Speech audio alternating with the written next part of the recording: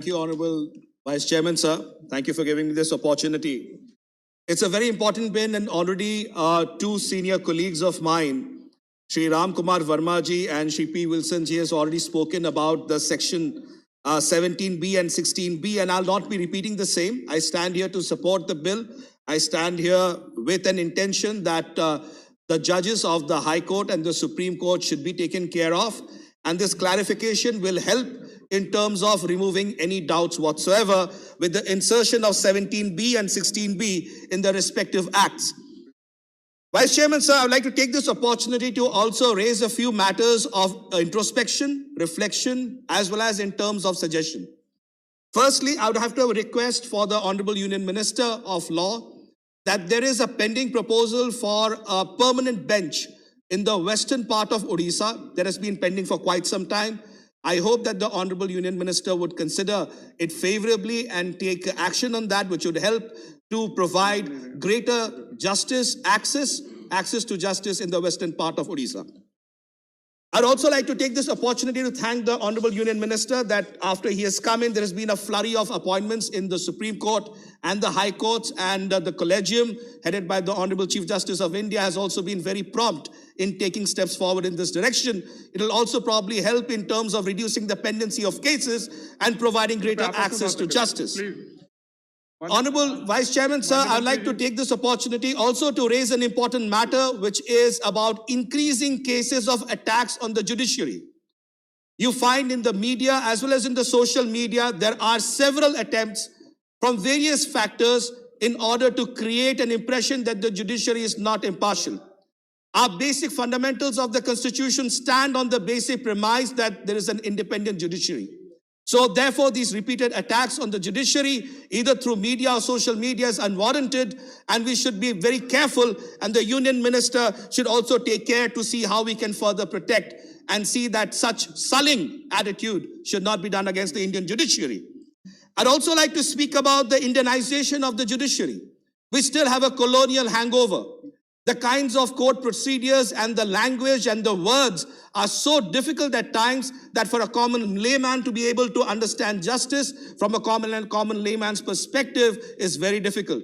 There is a need to provide and use regional languages at the lower courts so that the common man can have access to justice and is able to understand justice in layman terms. There seems to be a colonial hangover that does not allow for providing and taking into account those social realities as they stand today.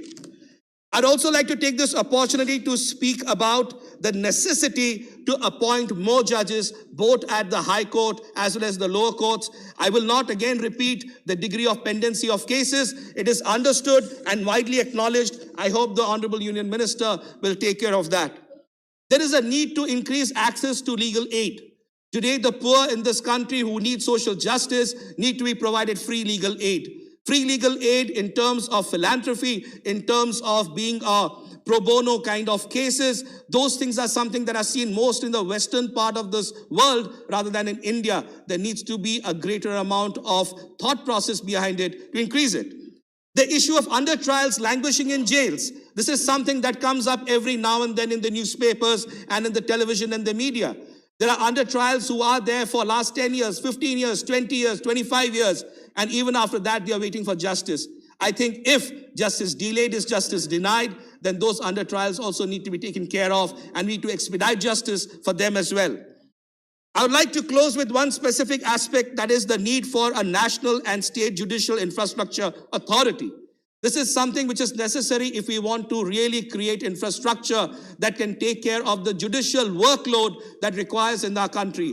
In a country of 1.3 billion people, Vice Chairman, sir, we have very limited access to information, very limited access to infrastructure, and very limited access to the number of judges. If we do not have appropriate infrastructure, both at the national and the state levels, we will be not doing justice to the true sense of what this was actually meant to be. So therefore, I propose that there should be national and state judicial infrastructure authorities in the NILs of NALSA and SLSAs. In closing, Honorable Vice Chairman, sir, I'd like to take this opportunity to thank the Honorable Union Minister for taking this opportunity, for bringing about this bill, to thinking and clarifying the doubts that are there. But I also believe that the way the justice is progressing, we need to expedite it, and to do that, the appointment of more judges, expeditious clearing of files and cases is necessary. And most importantly, I'd again like to thank the Honorable Union Minister for expeditious appointment of judges at the Supreme Court, that today there is only one specific position left vacant, and there seems to be an expeditious thinking in this process. I thank you. Thank you, Dr. Sasmit Patra. Next is Speaker Shri